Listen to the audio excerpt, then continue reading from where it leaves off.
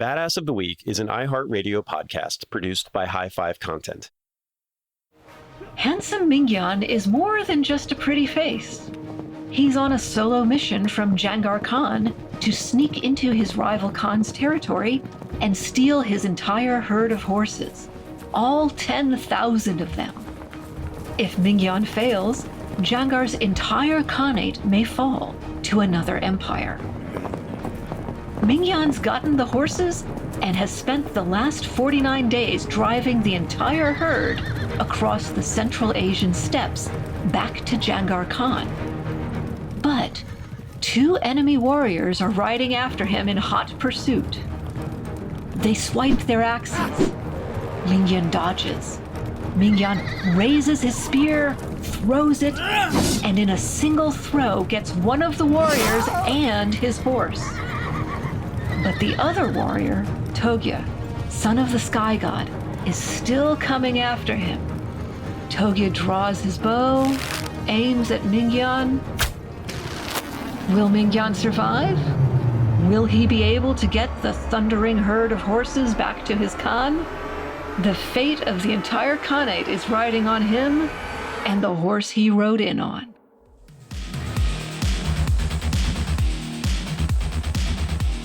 Hello, and welcome back to Badass of the Week. My name is Ben Thompson, and I am here with my co-host, Dr. Pat Larish. Pat, we have a very exciting episode today. It's something that I've been looking forward to for, I feel like months now. Why don't you kind of tell us what we're revisiting today?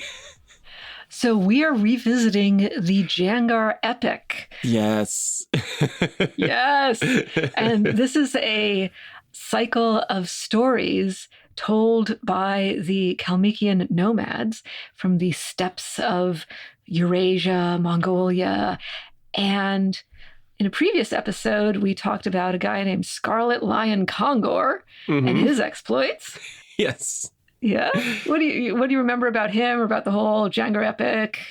Yeah, so the Jangar Epic, to my best of my understanding, is that it is like Mongolian King Arthur. So it's like a bunch of badass Mongol mythological heroes. And so, as Diomedes and Odysseus and Achilles are to the Leonidas, these guys, Jangar and Scarlet Khongor and Ironhead Manga, they are that to Genghis Khan and his people. Yeah. Yep. So it's badass. It's a badass unknown mythology from Mongolia.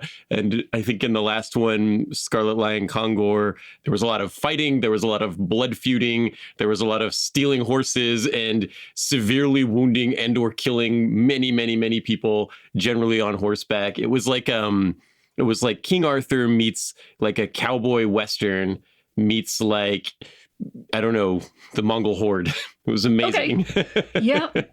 That sounds about right, yeah. And so you had kind of promised or threatened that you would come back and do another episode of this. So just like last time, I have not read any of these books. I know nothing about Jangar or the Jangar myth or myth cycle aside from what we have already covered on the show. But I'm excited because we met a whole host of crazy characters with awesome names last week. Or last time we did this. So the hero we're focusing on today is named Handsome Mingyan. Okay, so Handsome Mingyan was in the last episode. He's in the Scarlet Khongor episode. He is, my understanding of him is that he's like the charisma guy in Jangar's court. He's like the master of ceremonies. He's like the cool guy. I mean, I imagine Handsome Mingyan, he's probably very well liked by people. I remember he did some pretty badass stuff in the Scarlet Khongor episode, but he was more of a bit player. I think Ironhead Manga was like, I want Handsome Mingyan to like be the head of my my stewards or something, like my second. Yeah, something. Like, Yeah. he wanted him for some demeaning thing, and Handsome Mingyan helped contribute to Ironhead manga's downfall. Yes. As revenge. Yeah. So that's Handsome Mingyan, and he gets a starring role in today's episode. What is the name of this story? Because the names have always been very good. Yes. So this one, and I am using Saglar Bugdaeva's translation of the Jangar Epic, and she titles this one, How Handsome Mingyan Stole 10,000 Pintos.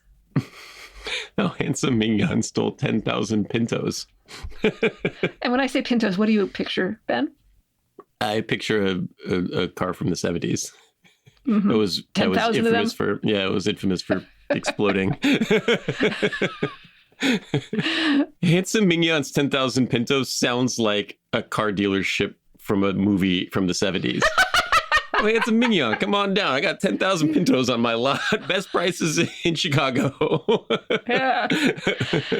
Now, here's the thing. They might be stolen. They might be hot. Yeah, it sounds like they are. I mean, 10,000, stealing 10,000 of anything is impressive, I feel like. Yeah. Well, 10,000 pinto beans might be easier, but... Sure, you could probably fit that in a jar, like a big jar. Yeah, but this is 10,000 pintos as in pinto horses. Ah, okay, we've got a horse rustling. We totally got a horse rustling. Yes, so Ben, you said that the whole Jangar Epic world reminds you of King Arthur, of the Mongolians, with some cowboy western mixed in there. Mm-hmm. So yeah. Awesome. Yep. Awesome. That's going to be great.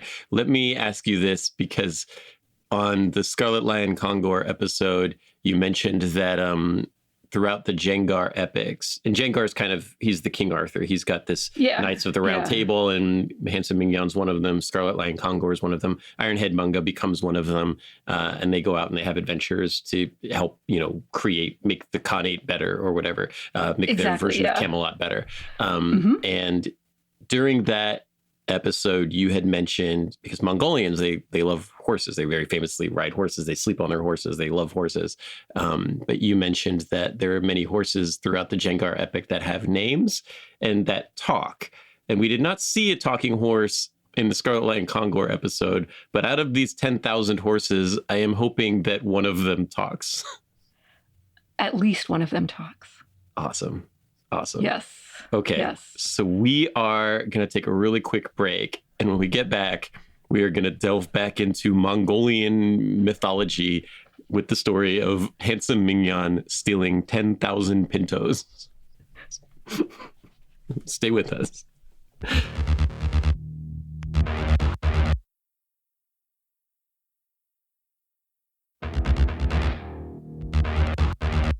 So, who is Handsome Mingyan? What's his deal? Ben, you told us a little bit in the intro that he's kind of the charisma guy in the court. He seems like the cool guy. He seems like I don't know who the analog would be, like a Galahad or somebody that everybody kind of likes. He gets along with everybody. Yeah. Tristan was like that. Everybody liked him. Yeah. Now, how did Mingyan get to Jangar's court? Well, so here's the thing. He, like a lot of heroes in the Jangar Epic, he's from someplace else, and then he gets, maybe he gets fought with or negotiated with and gets brought into the court.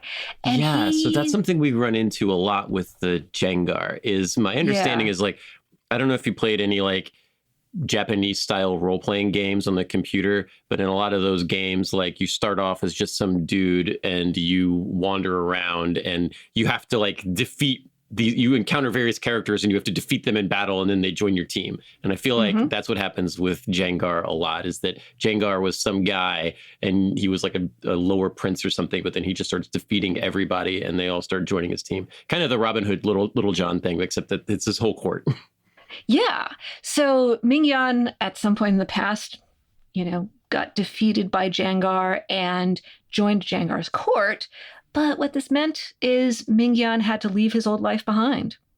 So his wife and his little daughter are far away, and he left them to go be in Jangar's palace and be a warrior for Jangar. Okay. Is that, does he making a lot of money that he can send home or something like that? Or does he see them ever? Or does he just live at the court now? He had to just kind of abandon his family to go be a warrior. Well, at least what I got out of this story is he's living at the court now. That's his life now. And maybe he sends them money or like cool stuff or letters or I don't know, whatever, bottles of mare's milk, whatever. But he's not really, I guess emotionally at any rate, he's feeling isolated from them. Mm-hmm. And I mention this because this is kind of a thing that comes up in this story.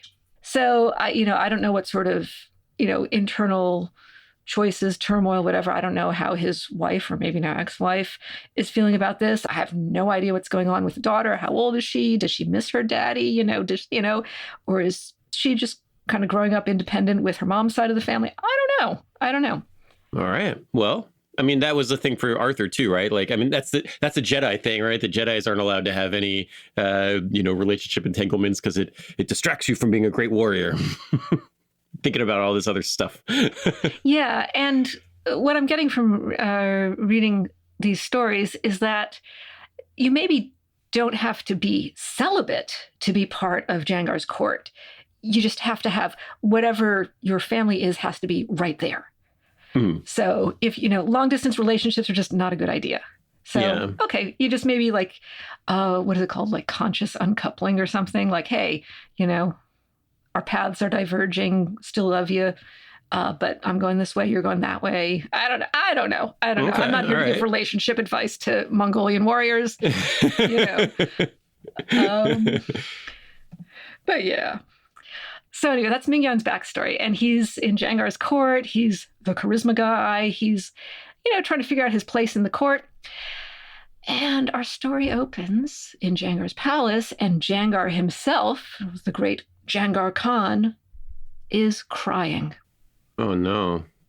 Mediator Jilgon goes up to Jangar and says... Mediator Jilgon. That's his name. That's his title. Funny, like his parents named him Mediator Jilgon, and wow, he grew up to be a mediator. Whoa, what a coincidence, And this is what he puts on his business cards. So Mediator Jilgon goes up to Jangar and says, "Oh, great Jangar Khan, what's bothering you?" And Mediator Jilgon, he goes through he tries out a whole bunch of things like, is it this, is it that, did your favorite sports team lose, did you, put salt in your tea by mistake or maybe by design, whatever. I don't know, are you just cranky? Jangar says, well, Mediator Jilgon, thanks for asking.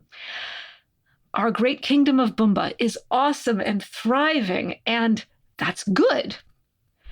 But we are now so awesome that other Khanates are looking at us with envy.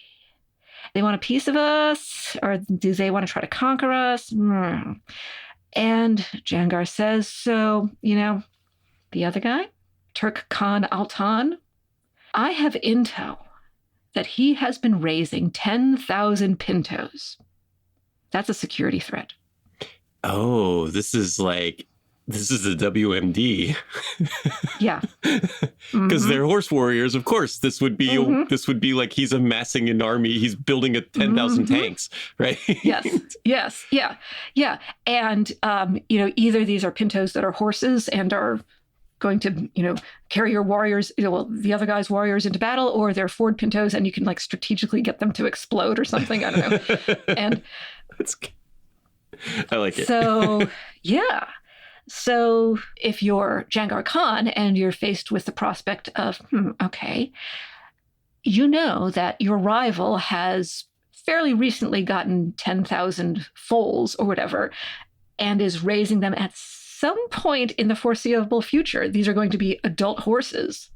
So there's a little bit of a window where it's maybe easier or just smarter to, what would you do, Ben, if you were Jangar Khan?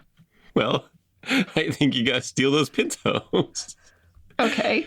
Are you saying that because maybe the title of the episode? I mean, you can't airstrike them, right? Like, you can't preemptive strike them. And honestly, this is really interesting because last week we did the story behind the movie The Ministry of Ungentlemanly Warfare. And in that story, the British SOE, the Germans they have a U-boat fleet that's sinking shipping in the North Atlantic, and they are refueling it from this base. It's technically like neutral Spain, but it's German and Italian ships off the coast of Africa refueling and resupplying these U-boats. And the British, they sneak into the harbor in the middle of the night and they steal the boats out from under the noses of the Germans and the Italians without being discovered. And they kind of just sneak in and steal them and make off with them. Ooh. And then they convert them into British ships. So that's the episode I just did. And this sounds like, Operation Postmaster 17th Century Mongolian edition. Yeah. Yes. So Jangar Khan says, yes, I'm going to steal Turkletan Khan's horses and I'm going to make them into Jangar Khan's horses. Think of all the mare's milk. Think of all the fermented mare's milk. Exactly. Yeah. Well, okay, you're riding your horse across the steppes on some mission, on some journey. And if your horse is a mare who's giving milk, hey, that's your nutrition right there. Yeah. I mean, that's like the relationship that a lot of these Mongolian warriors, the real life Mongolian warriors had with their horses, because it was literally it was not literally, but it was a symbiotic relationship between the two of them. Yeah. Where they kind of depended on each other, and they were a unit, right? Like they were one. There was very little foot infantry in the Mongolian army. It was all horseback. And, and these guys lived on their horses, and they rode better than anybody, and they could ride through some pretty crazy terrain, do some pretty crazy maneuvering on horseback. You read all these stories of them, the Parthian shot or whatever, but they could shoot backwards. They could do like acrobatic archery on horseback because they just lived with these animals like day and night. Yeah. Yeah. It's a team, Mm-hmm. Mm-hmm. And that's so interesting because you'd think when you were saying he stole 10,000 horses, I was thinking like a cattle drive, right? But these are weapons of war, right? These are instruments of war. And that is a really interesting way of approaching that. And it's honestly like one thing I love about myth in general, but particularly these ones, is that it does give you a really good insight into the culture that produced the myth, right? I mean, the story is not a true story, but it does give you a lot of really, really good insight. It's not a true story. No, there's exaggeration. Yeah, a little bit of artistic license. Yeah, but what sort of things are we exaggerating? Right. What's important to these people? What was important to these people? And it really gives you good insight on the history of them and where they come from and what was important to them. Very cool. Okay, so anyway, I'm waxing philosophical, and we need to steal some horses. So okay, let's go steal some horses. So Jangar Khan says we're going to steal some horses, and Shaman Goldenheart, who's one of his advisors, says, Jangar Khan, you have to pick a hero for this mission. And Jangar says, I pick handsome Mingyan and Golden Sharga. Who's Golden Sharga? Who do you think Golden Sharga is? That's the horse. It's the horse. It's Mingyan and Sharga. Mingyan is the human. Sharga is the horse. Yes, of course, the horse. Yep, of course, the horse. Yes. But then Mingyan says, he's thinking, okay, this is a mission that involves, wait a minute, me specifically and my horse, Golden Sharga, and that's about it. So it's just us on a mission that will take us far away. And is Jangar trying to get rid of me? Or is he just giving me the crap missions? Or, so Mingyan actually, he advocates for himself. He says, Jangar Khan, with all due respect, why are you picking on me? And Mingyan, okay, we get a little bit of insight into Mingyan's character. He says, are you picking on me because I don't have any family here in Bumba around the palace? Oh, interesting. Is it because I'm lonely? I'm isolated. I don't have any ties. I don't have anyone to keep me here or stick up for me or, Well, what does Jangar say? So Mingyan says, why are you picking on me? And before Jangar can answer, two other heroes speak up. We've got another warrior in Jangar's cart, Savar Heavyarm. And we've also got our old friend Scarlet Khongor. And the two of them say, dude, Mingyan, You're not alone. We are your sworn brothers. We will support you in this. And okay, that seems to be enough for now. Yeah, I mean, we've seen that with Scarlet Khongor when he was like, when Jangar was like, Scarlet Lion, we have to stop you, arrest him. And Scarlet Lion was like, you're all my brothers, you can't arrest me. And then none of them did. So we've kind of seen this brotherhood, but it does kind of sound like Handsome Mingyan's getting a solo mission here. But this isn't an honor. This is kind of like a dude, what? me, just me going by myself. Yeah. And it's not obviously an honor. And I'm wondering if part of it might be because Jangar knows that there are 10,000 Pintos, but he doesn't know much else about them. So maybe he knows that maybe like you have to do some scouting, some spying, maybe he needs to keep this low profile before Jangar or Mingyan or the Kingdom of Bumba figures out exactly how to get these 10,000 Pintos. That makes sense. You can't send an army to get them because then you're inviting trouble. I don't know. Generally in these stories, Jangar is a wise person and has his reasons for things. Yes.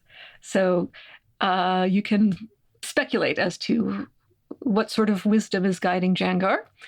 So Savar Heavy Arm says to Mingyan, okay, it's clear that Mingyan has to go solo. It's a solo mission. But Savar Heavy Arm says, okay, Mingyan, when you get to the Golden Bridge, which is some landmark along the way, when you get to the Golden Bridge, I'll be waiting for you at the Golden Bridge.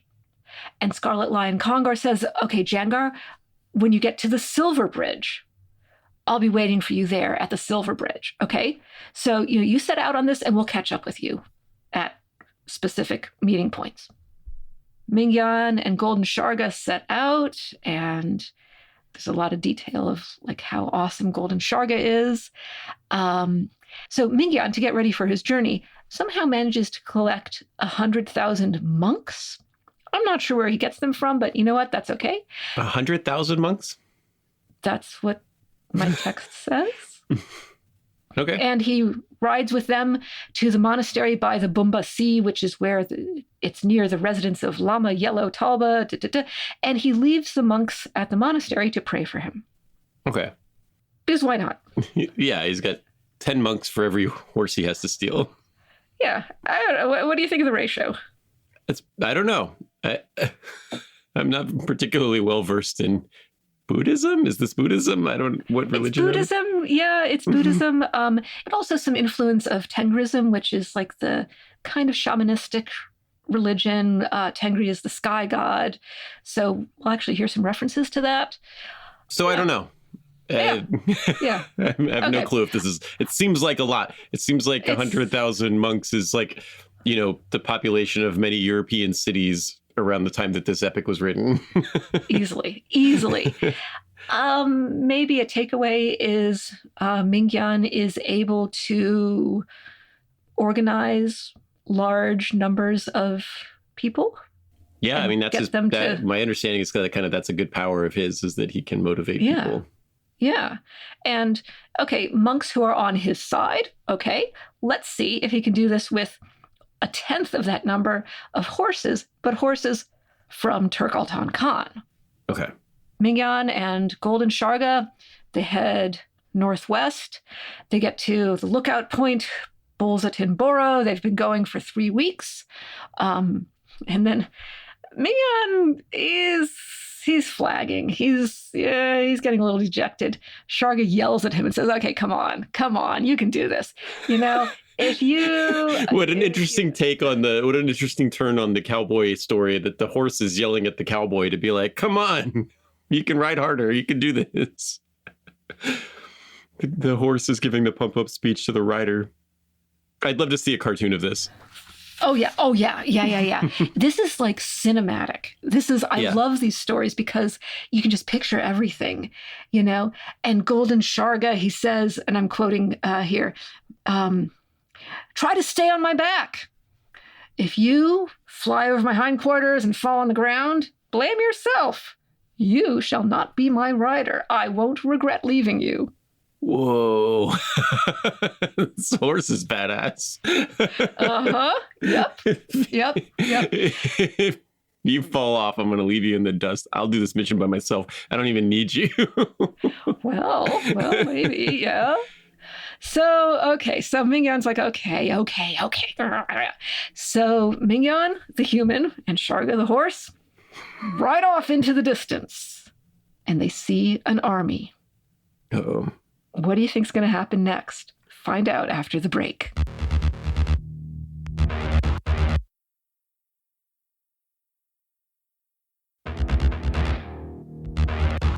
All right, welcome back to Badass of the Week. We are talking about handsome Mingyan. He has ridden off on Golden Sharga, and he is about to attempt to steal. He's got 100,000 monks praying for him, and he's about to steal 10,000 horses. Okay, so Mingyan, on his horse, Golden Sharga, sees an army.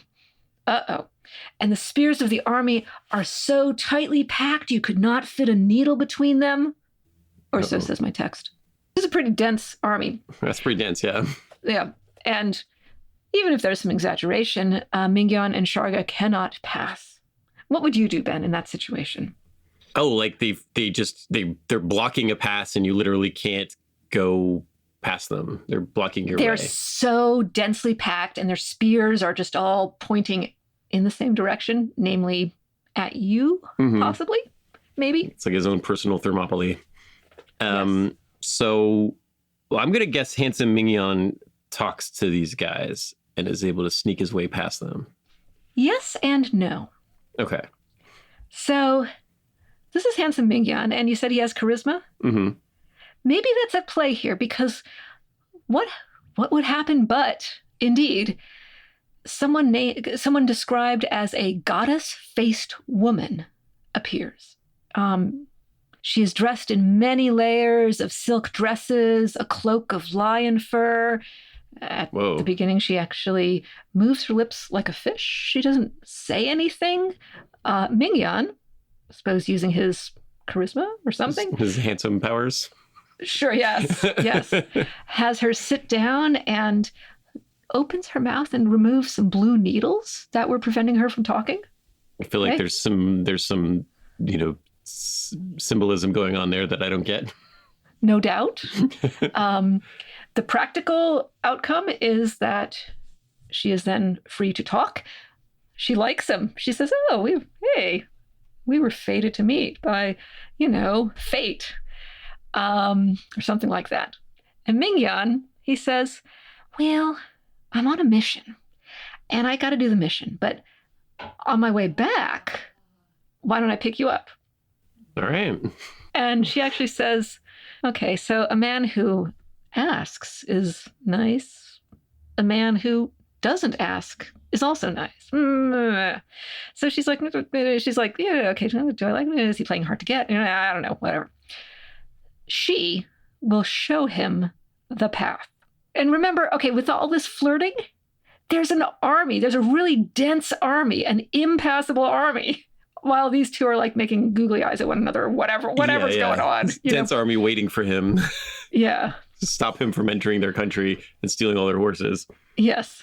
So she goes through the 9 layers of her dress, and she's got lots of layers of dress. And in the bottom layer, she has a steel key. So she takes out the key from under the folds of her dress. Mm-hmm. She makes a little unlocking gesture in the air, and a path opens up through the army. Oh, that's pretty cool. Yeah. This is some magic powers. I have a feeling this is those 100,000 monks at work. Might be. So Mingyan and Sharga pass through. And then in the distance, they see a dark bronze tower. Turk Khan Altan's palace. Uh-oh. Do they go straight to Turk Khan Altan's palace? No. They pitch a tent. Well, I guess Mingyan pitches the tent. You never know with this horse, right? Like with these horses, you're never sure. I can see it like pulling a tent up with its teeth or whatever. Actually, yeah, I would not put that past Golden Sharga. Yeah. So they pitch a tent. Mingyan and maybe Golden Sharga collect some herbs for tea. They get a good night's sleep. They camp out for 49 days. Yeah. Sure. Maybe kind of, look before you leap, I guess. Now, Mingyan wants to know what the situation is. Okay, he's not just going to go, riding on in, galloping on into Turk Khan Altan's palace and like, yeah, hey, give me your horses. He wants to find out what the situation is. Where are these horses? What can we find out about them? What's the deal with Turk Altan Khan? Mm-hmm. So he disguises himself. He disguises himself as a poor boy and Sharga as a grubby colt, even down to like a little bit of lice, just to, make it convincing. So instead of, his mighty warrior and his mighty horse, we've got some randos. That's a good disguise, though. Yeah. And maybe some randos that you don't want to get too close to because you might get lice, right? Mm-hmm. So yeah, so they scope out the outskirts of the city. They get lunch. Mingyan does some reconnaissance. Oh, wait. Oh, who's that? Oh, that's Short Shar, he sees. That's the horse belonging to one of Turk Altan Khan's warriors, Lanky Tsangan. So Lanky Tsanga? Lanky Tsangan, yeah, that's the name of one of the other guy's warriors. Yeah. Yeah. And Short Shar, his horse, Mingyan's thinking, oh, Short Shar could totally beat Golden Sharga. He sneaks around a little bit more, and then he sees Black Ermen. And this is another horse belonging to another one of Turk Altan Khan's guys, warriors, Togya Buza, who happens to be the son of the sky god Tengri. Ooh, okay. Like you do in mythology. Exactly, yep. And Black Ermen, this horse, could also totally beat Golden Sharga. Are these just awesome horses, or does he just not have enough faith in his horse? I think these are awesome horses. I mean, if you're a horse belonging to the son of the sky god, it's probably pretty good. You probably fly.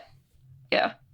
And so Mingyan's thinking, oh dear. Now, these are the two horses of note. These are the two horses that come to his attention. There are other horses, not necessarily the ones that he's going to steal, but just he's like looking around. Okay, what are the horses who are actually old enough, ready enough to be ridden by warriors? Yeah, okay, yeah, no, they're fine. I can take them, whatever. Mm-hmm. They're not going to overtake me. But those two, Short Shar belonging to Lanky Tsangan, Black Ermen belonging to Togya Buza. Okay, I'm worried about their problem, yeah. Their problem, yeah. But the mission, where are they and how is Mingyan going to convince them to come back with him to Bumba and the court of Jangar Khan? He has to convince them to come back with him. He's not just planning on stealing them. He's going to... Well, I guess stealing, I mean, there are 10,000 horses. So probably, how actually does one go about stealing a horse? Like, what's actually involved? You don't just go yoink and put the horse in your pocket, It seems like a complicated thing. We saw this with Operation Postmaster where they had to steal 3 boats. And it was like, that's not, you can't just walk in there and take the boat and sail out on it. Like it's anchored and it's, there's all kinds of situations happening here. You need a big crew to crew these ships. And so for a horse, I think it is probably a similar deal. You're one guy and you can't ride 10,000 horses by yourself. You can't attach them with a rope or something.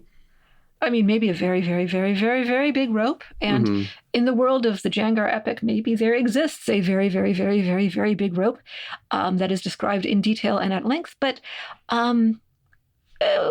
Mingyan, he needs to think about it a bit. He needs to think about what he's doing. He wants to do a little bit more reconnaissance. So he actually goes to the stable where these 10,000 pintos are being held. And the description is 9 tiers of white, strong stone walls, 9 tiers of black steel gates, a 99 spears deep channeled reservoir. This is like his own personal invasion of Constantinople now. Yeah, like we've got walls, we've got barriers. Yeah. And we've got this reservoir, which on the one hand might itself serve as a barrier, like some sort of moat or something, but it's also a source of water. And if you've got 10,000 horses, you need to lead those horses to water. That's fair. That's fair. And yeah.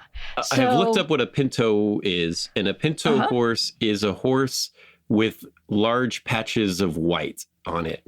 A multicolored horse with large patches of white. Think like what you see with like the Sioux and the Cheyenne. And so like mostly brown or black with like a white leg and like big patches of white. That's a pinto. So I learned something new about horses today. Yeah. I'm picturing now 10,000 of these horses. Yeah, that's a lot. Like a zebra herd. So Mingyan, he's observing, and he sticks around long enough to observe that reservoir where the pintos are brought, they're brought every day at noon to get water. Like, it's just a thing. That's the routine. Mm-hmm. So okay, he can work with this, right? Routine is good when you're planning a heist. Yes. Yes, that's your takeaway from today's episode. So Mingyan hatches a plan. The stalls themselves, like the architecture, is impenetrable, but he'll just wait until noon. The horses are brought out to get water.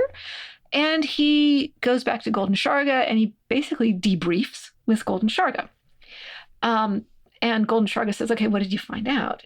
Mingyan leads with not the 10,000 pintos in the reservoir, but he leads with those two badass horses, Short Shar and Black Air Men. He says, Sharga, so these two horses belonging to two of Turk Altan Khan's warriors, they could beat you. They could catch you. They could outrun you. Especially if you're trying to drive 10,000 horses. Yeah. Yeah, which might slow you down a bit. Mm-hmm. Yeah. And Golden Sharga says, bruh, or maybe he says, dude, or maybe, I don't know what he says. He says, what he actually says in the text is, in Bugdayeva's text, is, we did not come here to collect Edmeg Hermeg.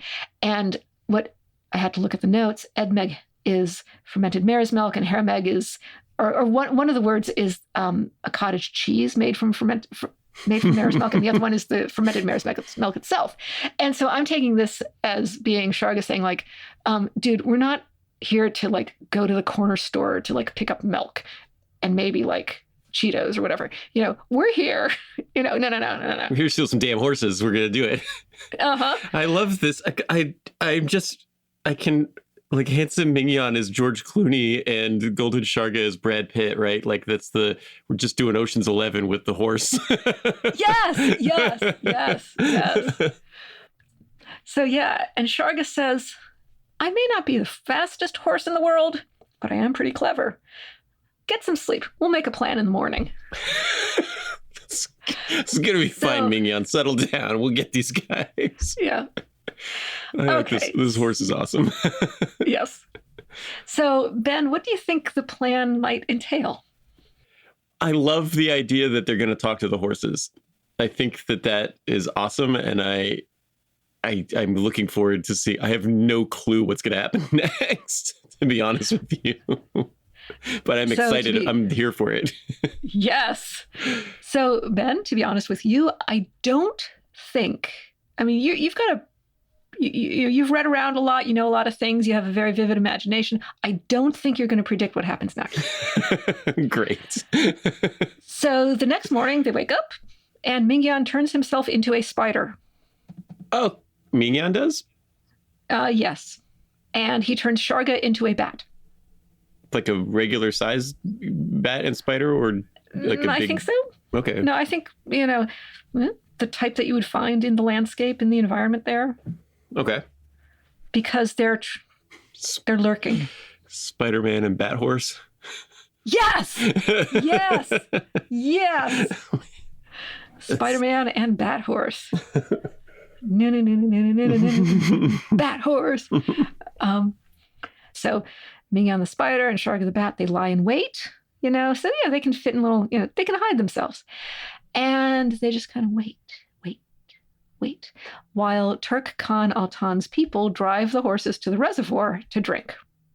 Now, Mingyan, he's a spider, but he can still do this. He makes like eerie nature noises, like he kind of, I don't know, whatever.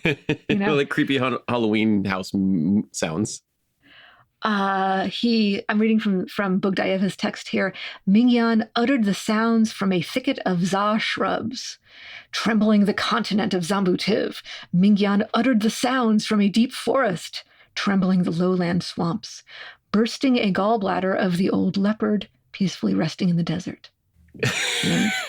Is this the second time we've seen a gallbladder of a leopard spontaneously explode? Yes. Didn't Scarlet Khongor blow up a leopard's gallbladder once? He did. He got super angry and screamed, and it blew up a leopard's gallbladder. I think that's the benchmark for, I don't know if it's the volume of a noise or the intensity of a noise or the weirdness of a noise, but yes. He made a noise that was so something, it could burst the gallbladder of a leopard. But this is like him making creepy noises. And it trembles the continent. Yeah, like you do. Okay. Yeah, these are two powers that we just learned that he has. Yeah. He has charisma, and I guess charisma can come out in very different ways. Yeah, spider powers. Yes. Screaming spider powers. Now, if you were a herd of 10,000 pintos and you heard eerie nature noises, what would you do? Is this a stampede? We're doing a stampede? They stampede. Yes. They stampede. And I'm going to give you Bogdayeva's translation here. I wish I'd done that with more enthusiasm. I was so unsure of what was going to happen. I would have been like, stampede! But I was so unsure of where the heck the story was going to go next that it was a very tentative stampede call. We're turning our characters into spiders and bats and making noises that could burst a leopard's gallbladder. I mean, anything could happen, right? Yes. But what actually happens is stampede. Yeah. So yes. Startled 10,000 pintos straightened their ears 5 spans in width, crossed their scissor-like ear tips in the middle, and raised their majestic tails 88 meters in length. They crashed 100,000 guards and galloped to the rising sun. 88 meters is like a football field. Okay, yeah. That's this is epic. Yeah, that's a lot of horses. And they bulldoze the guards and take off. And they take off and they head off to the east, which is the direction of Bumba, the direction of Jangar Khan's palace. So, whatever Mingyan was doing with those weird nature noises is getting the desired effect. You heard him out there with a cattle call. This is great. Yeah. But now he's got to get away, and he's got these two badass horses, and presumably their riders could be trouble for him, right? They could be trouble for him, yes. Mm-hmm. Yes.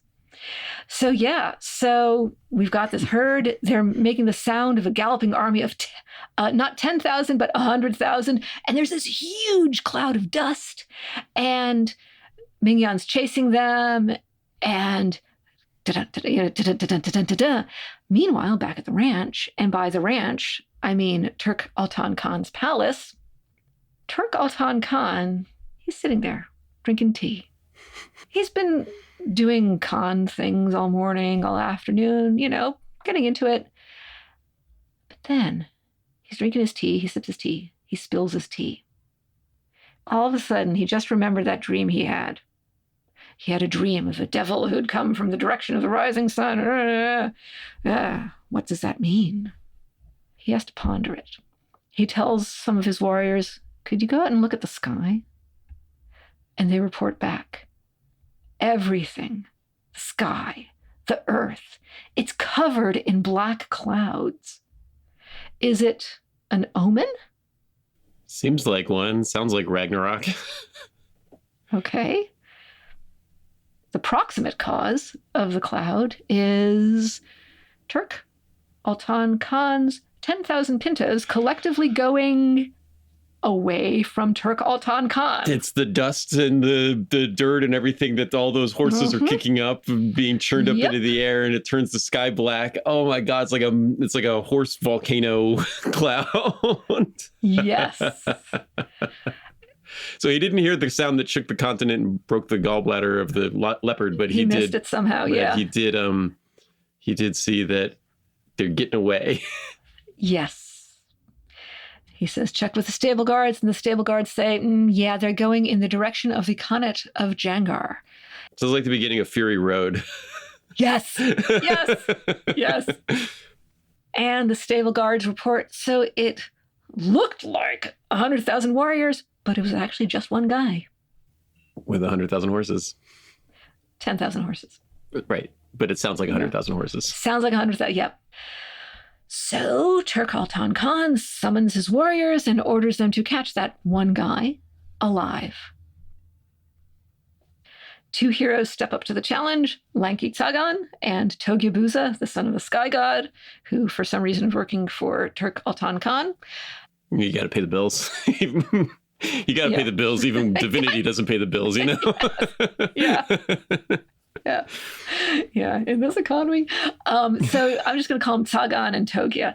So Tsagan and Togya, you know, they take a drink from these huge bowls that are like huge. They hop on their horses and they gallop off to get back Turk-Altan Khan's 10,000 pintos and the guy who rode off with them. So, and we know now that these guys are pretty fast and their horses are fast. Mingyan's got a head start. Yes. But what's going to happen? Yeah, these are exactly the two guys with the two horses that he knew to keep an eye on. He was worried about. All the other horses, but these guys, But they knew too, though, right? They've got to be the fastest guys, the best riders, the best horses, Sky God. Yes. Yeah. Yeah. So now it's a chase. Yeah. We got a chase sequence. Okay. Yes, we have a chase sequence. Yes. So the horses are Short Shar and Black Air Men. And Tsagan and Togya on Short Shar and Black Air Men, they're riding off after in hot pursuit of Mingyan. And meanwhile, Mingyan and Sharga are somehow, I'm surmising that maybe they've changed back from spider and bat into human and horse form at this point, because now we're actually at the point where they want to wrangle the horses as opposed to just observe them. Yeah, that sounds likely. Yeah, so let's just roll with that. So they are, Mingyan and Sharga are busy wrangling 10,000 horses and hoping they can stay away from Tsagan and Togya. And Mingyan, this is a lot of work. It's just him and his horse and his spear keeping 10,000 horses in line. Okay. So Tsagan and Togya, they're chasing. They chase the herd. They chase Mingyan for 7 days. Finally, they catch up with him and they go after him. They get out their axes. They go after him. Now, Golden Sharga might not be as fast as Short Shar or Black Air Men. But she said she was clever. Yeah. Golden Sharga dodges. She dodges again. Dodges. And just, Golden Sharga has the reflexes of I need a comparison here. What's a thing with a bat? Oh, yes. Yes. Golden Sharga has the reflexes of a bat. Mingyan and Golden Sharga, they keep going. Togya and Tsagan, they keep at his heels. They're swiping at him with their axes. And they pursue Mingyan and Sharga and the 10,000 pintos for 49 days and nights. That's 49 again. There's got to be another symbolism thing happening here, right? Does that just mean for 100 hours? Was it just some number you use to exaggerate things? I feel like I camped there for 49 days. Yeah. I mean, what is that? That's 2.5 month and a half, right? It's huge. Oh, yeah. Sorry. Yeah. Yes. Yeah. I can yeah. So 49 days a night. The takeaway is a long time. Yeah, 7 weeks. I wonder if there's a number of 7 days in the week, 7 weeks. I wonder if that 49 is 7 and 7. There's some symbolism, numerology stuff happening here. So Mingyan and Sharga, they're just going and going. They're just keeping up them and the 10,000 pintos. And they're heading in the direction that they want to be going in. They're heading towards Jangar Khan's palace, this bright yellow palace over in the east. And they pass the Silver Bridge. They pass the Golden Bridge. Wait a minute. Oh, yeah, the bridges. The bridges. What about them? Wasn't Scarlet Khongor going to be waiting for him at one of those bridges? Uh-huh. Yep. And Savar Heavyarm was going to be waiting for him at the other one. Yeah, they passed the bridges and they were there. dude. Okay. Okay. Well, okay. Yeah. Kind of could kind of use 2 giant badass warriors right now to help cover my retreats. That would be helpful. Yes. So maybe Mingyan has to process his feelings about being let down, but he keeps on keeping on, Mingyan and Sharga, they're just going. They're driving these pintos. They can see the palace, their palace, Jangar's palace on the horizon. It's huge. It's bright yellow. Ooh. Golden Sharga tells Mingyan to throw his spear. Okay. We've been just dealing with getting away from these guys, but okay, we're going to confront them now. And Mingyan throws his spear, and he manages to spear both Tsagan and his horse, Short Shar. Nice. Yeah, but there's still one more guy, and he's got no weapon now because he threw it. Yes. So Togya, who is there with Tsagan, Togya draws his bow and sends a whistling arrow, and it makes this whistling noise that apparently freaks out horses. That's why you do it. Yeah, that's a real thing. Like they make arrowheads. They've got like a hollow point in them, or like the part of the tip is hollowed out, or part of the shaft is hollowed out, and it makes a sound when you shoot it, and it scares horses, or it did back in these days. Yeah. So Togya draws his bow. He sends a whistling arrow through Mingyan's first thoracic vertebra and lands. The arrow lands in and it lands in Sharga's neck. Gosh. What a shot. Yeah. That's like the JFK bullet if it went through his neck and the horse's neck, right? Like, yeah. That's got to be fired from above, maybe? I mean, what is the angle there with for it to go through double? And like, how is Mingyan positioned on Sharga? I don't know. Mingyan pulls it out with his teeth. He might be handsome Mingyan, but he's still a Mongol warrior, I guess. Yeah, I'm not entirely sure how to picture this, but he manages to pull it out with his teeth. And Togya, the guy who shot the arrow, he's still going on, and Togya's own horse, Black Airman, eggs him on, gives him a pep talk. Okay, Togya actually has been shooting more arrows, not surprisingly. Sharga is running with arrows in each of his legs. Okay, and Sharga's saying, okay, I can go I'd say I have until about noon tomorrow. But I might not make it. I might collapse at that point. So, Mingyan, you said that you felt alone among Jangar's people. You felt like you were an orphan. You felt isolated. Yeah. And hey, look, those guys, Savar, Khongor, they're not there at the bridges. Okay. So is this a pep talk, or is it like more of a let's accept reality talk? I don't know. What do you think, Ben? I don't know, because there is kind of the maybe the friendship was the horse all along. Your only friend, and now I'm not going to make it, and you're going to be on your own for real. You've been complaining about being. I mean, the way I'm reading this is you've been complaining about being on your own this whole time, but I've been here, and now I'm not. I won't be pretty soon, and then you really will be on your own. So. Maybe you should have, I feel like that's kind of a buddy moment at the end of a movie, when it looks like all is lost and the buddy's like, I've always been here for you, Oh, I didn't realize, now I have to find it in myself. Don't worry, I'm not going to let you down. You've never let me down, and I haven't appreciated you, and now I'm going to blah, blah, blah. So is that where we're going? Well, Sharga is pretty accurate at self-assessment, and indeed, around midday the next day, Sharga starts slowing down. I would too if I had arrows in all of my legs. Togya is catching up. He's got his axe. He has a bow and arrow, and he has an axe. He throws his axe. He breaks Mingyan's armor. He hits the back of Mingyan's neck. Mingyan slumps over Sharga's body. Oh, so. Meanwhile, Tsagan has also freed himself from the spear that Mingyan had thrown at him. So we've got these two guys coming after Mingyan and Sharga with a vengeance. Oh, because he's the son of the sky god, so he probably has limited immortality or something, right? Because I was I felt like that guy was out of the picture once he got impaled with a spear, but he's not an ordinary guy. Yeah. He's Togya Buza, son of the sky god. And so these two guys, Togya and Tsagan, they capture Mingyan, they throw him to the ground, they tie him up, And they put Mingyan on Sharga's back, and they lead Sharga, Mingyan's horse, who's trying his very best. And Togia and Sagan lead Mingyan and Sharga as captives back to Turk Altan Khan, and also the herd of 10,000 pintos. So we did a complete 180 in the pinto mission. This is a bummer ending to this story, Pat. Why did you tell me this story? It's not the ending. It's not the ending. Because, meanwhile, back at the ranch, Savar and Khongor, they didn't show up at the bridges when they said they would. Have they forgotten about Mingyan?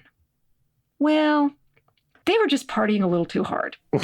So yes, they have forgotten about me. Yes, but they've forgotten about pretty much the rest of the world. Okay, so don't take it personally, Mingyan. We just, just check your watch, like, your alarm's going off, and you wake up late the next morning, like, oh man, I'm late.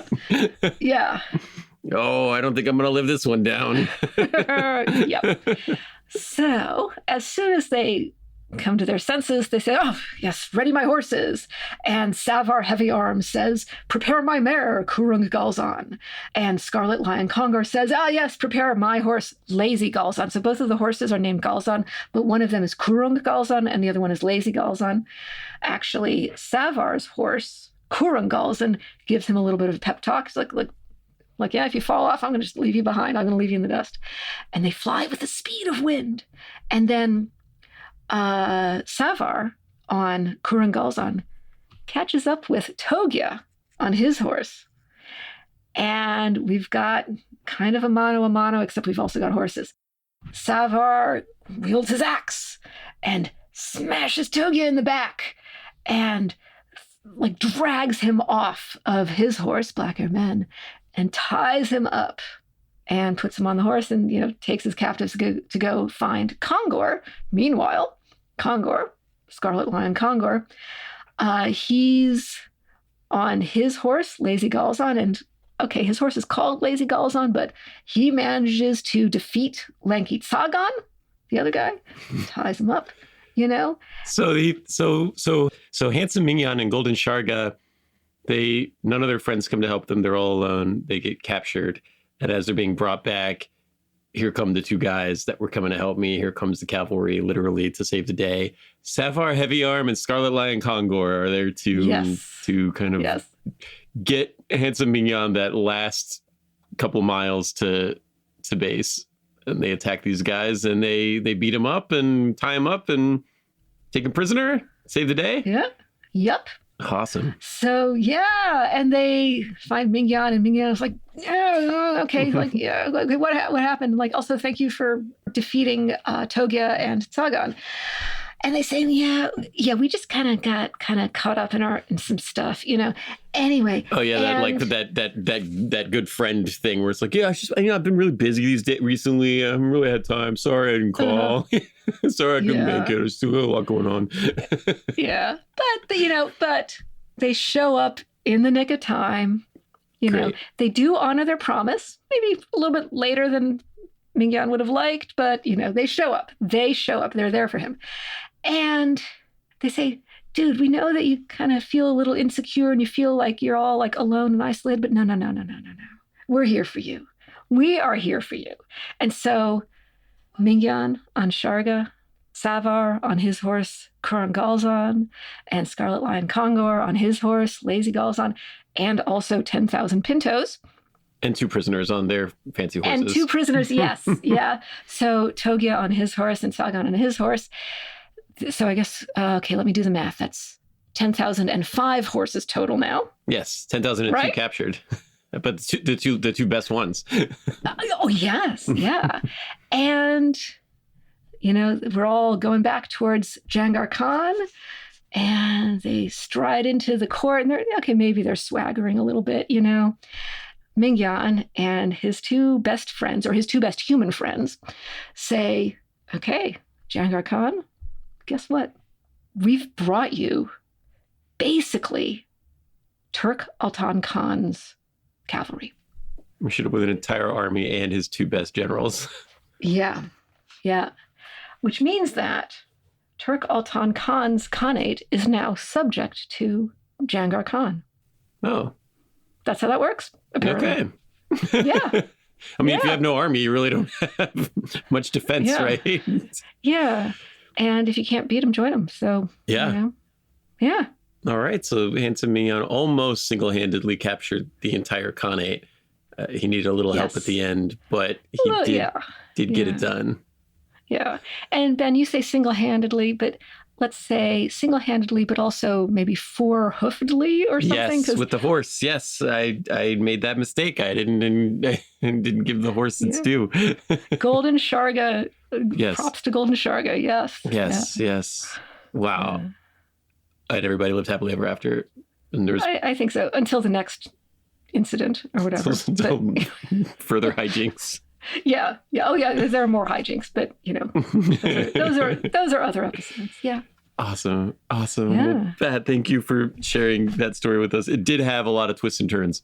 It did. Yes. There were some unexpected twists. There was and some that you anticipated. So yeah. Awesome. All right. Well, that is how Handsome Mingyan stole 10,000 pintos. Yes. That sentence makes a lot more sense at the end of the episode than it did at the beginning. It does indeed, yes. Did he ever pick up that fish lip lady? Well, she ever that doesn't get mentioned in this story. And I don't know. I haven't read everything, so I don't know. But not in this episode. Maybe she's still there. Maybe that's... So come back and find her later. Yeah, maybe. All right. Well, something for the sequel. Okay. Yeah. Okay. All right. Well, thank you, Pat. This was awesome. And thank you guys. Yeah. And thank all of you for listening to it. We really hope you liked this one. If you want to hear more of this kind of stuff, please do send us a note and let us know, because we really enjoy doing these episodes. And so we'd like to do more in the future. Anyway, please do like and subscribe and share this with people if you think they'll like it. And yeah, thanks so much for stay being badass. with us. Yeah, we'll see you on the next one. Yeah. Badass of the Week is an iHeartRadio podcast produced by High Five Content. Executive producers are Andrew Jacobs, me, Pat Larish, and my co-host, Ben Thompson. Writing is by me and Ben. Story editing is by Ian Jacobs, Brandon Phibbs. Mixing and music and sound design is by Jude Brewer. Special thanks to Noel Brown at iHeart. Badass of the Week is based on the website badassoftheweek.com, where you can read all sorts of stories about other badasses. If you want to reach out with questions, ideas, you can email us at badasspodcast@badassoftheweek.com. If you like the podcast, subscribe, follow, listen, and tell your friends and your enemies if you want, as we'll be back next week with another one. For more podcasts from iHeartRadio, visit the iHeartRadio app, Apple Podcasts, or wherever you get your podcasts.